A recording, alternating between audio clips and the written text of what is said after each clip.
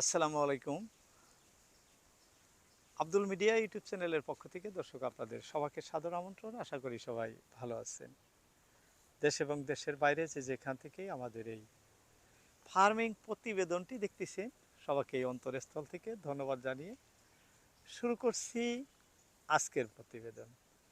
দর্শক দেখতে পাচ্ছেন আমাদের ক্যামেরায় তামুলের বাগান, অর্থাৎ এই চাষটি আমাদের ভারতবর্ষের আসাম রাজ্যের একটি জনপ্রিয় চাষ, যার তুলনা হয় না। আমাদের আসাম রাজ্যে এমন কোনো ঘর নাই যে সেই ঘরের মানুষ তামুল, অর্থাৎ আমাদের স্থানীয় ভাষায় আমরা সুপারি বলি না, তামুল বলি, যাই হোক, এই তামুল খায় না এমন মানুষ বিশ্রায়া পাওয়া মানে টান হব।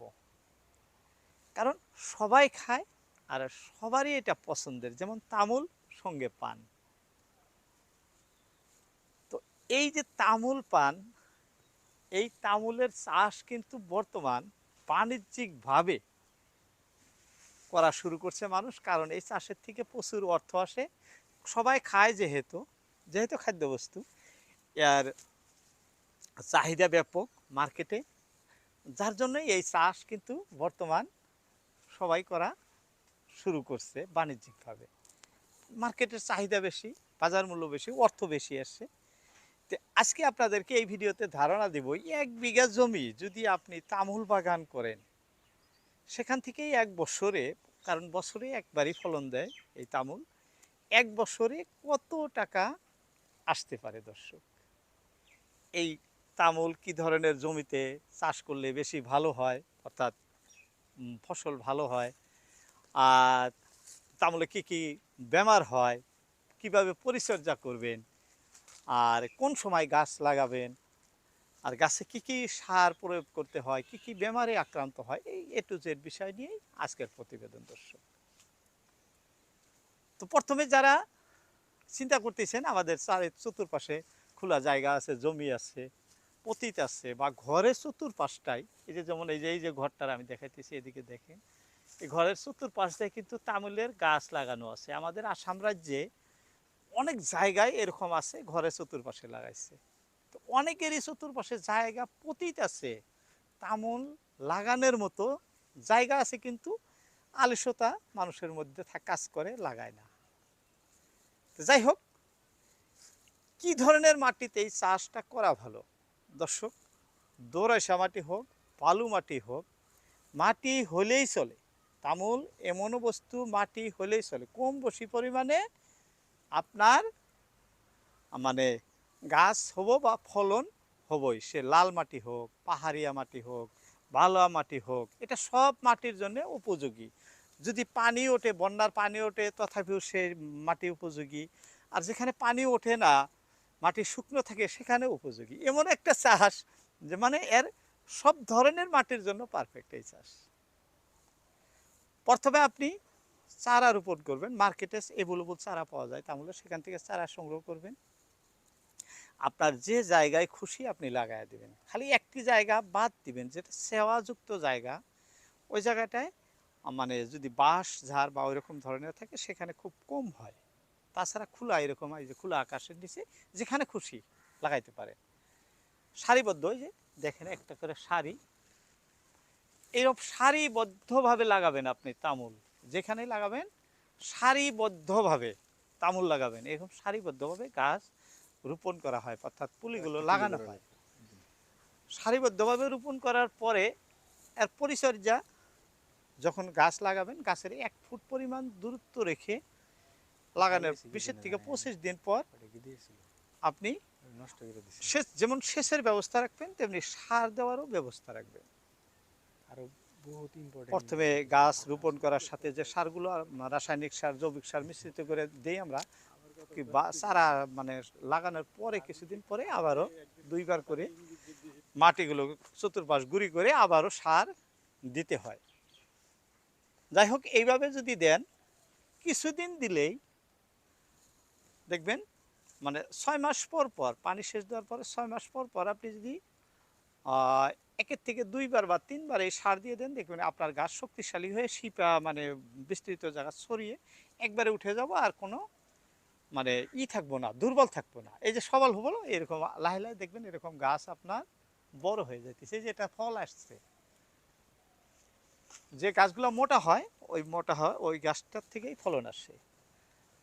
যদি আক্রান্ত হয়, বেশিরভাগ এই গাছের পাতাগুলো সবুজ হয়ে যায়, একদম সবুজ। হ্যাঁ, যদি যখন ওই সবুজ রং ধারণ করে তখন এগ্রিকালচার যারা বিষয়ক আছে, হ্যাঁ কর্মকর্তা, ওনাদের সাথে যোগাযোগ করবেন। ওনারা আপনারা কি মেডিসিন কি সেচ কীভাবে দিতে হয় বলে দিব, সেই হিসাবে অনুযায়ী দিয়ে দিবেন। দিলে দেখবেন যে আপনার সেই সমস্যার সমাধান হয়ে গেছে। দ্বিতীয়ত আপনি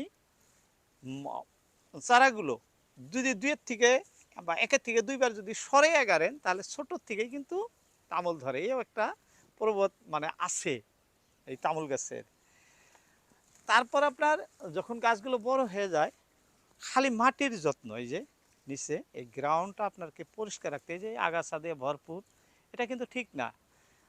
মানে পরিষ্কার রাখতে হয় যাতে কোনো ধরনের আগাছা বা অন্য কিছু জন্মিতে না পারে, চকচকে থাকে। সেখানে কিছু জৈবিক সার কিছু রাসায়নিক সার মিশ্রিত করে দিয়ে রাখলে হয় কি অল্প দিনে গাছ থেকে মানে সুফল পাওয়া যায়, ফলন আসে। আর সেই ফলন তো বলছি আপনাদের প্রথমেই ভিডিও, বর্তমান মার্কেটে 400 থেকে 450 টাকা এক মানে 180টা তামুলের আমাদের এখানে পণ বলে, 80টাকে, অর্থাৎ 300 থেকে 400 টাকা যদি বড় সাইজ হয় 300 থেকে 400 টাকা পণ বিক্রি হয়। তো এই চাষে কোনো ধরনের সমস্যা হয় না করলে। এদিকে দেখাইতেছি প্রচুর গাছ আছে, এই যে দেখেন, অর্থাৎ এই ভাইজান এখনো পয়সা পান নাই। এই যে মাত্র একটি মানে কি আইসে আর কি ফল, এটা ফল হয়তো হবো না, এবার দ্বিতীয় থেকে শুরু হয়ে যাব। এভাবেই ফলন আসতে আপনার 4 থেকে 5 বছর, কোন বাচ্চা গাছ 6 বছরে নেয়, কিন্তু যদি গাছ লড়াইয়া দেওয়া হয় 4 থেকে 5 বছরের মধ্যে ফলন আসা শুরু হয়। আর ওইভাবেই আসতে থাকে আপনার লাইফ টাইম। আপনি যতদিন থাকবেন, একবার রোপণ করার পরে কিন্তু আপনার লাইফ টাইম এখান থেকে আপনি ফলন পাবেন। আর সেই ফলন বাজার কেমরেই বেড়ে যায়, দিন বেড়ে যাওয়ার সাথে সাথে আপনার বাজার মূল্য বেড়ে যায়। এই বছর 200 টাকা পণ, সামনের বছর 250 টাকা, এইভাবে লাহে লাহে বাড়তেছে।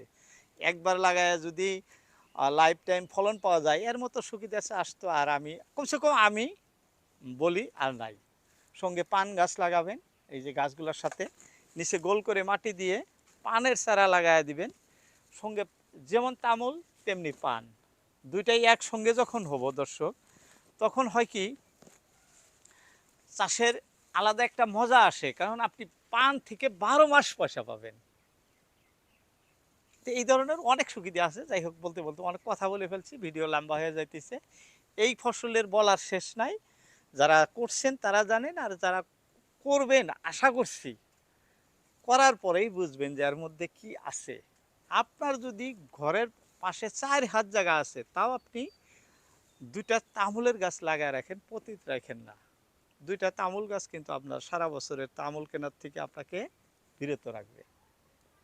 যাই হোক, এতটুকু বলে ইতি টানছি, অনেক কথা বলে ফেললাম। কথা হবে আবার অন্য কোনো ভিডিওতে। আসসালামু আলাইকুম।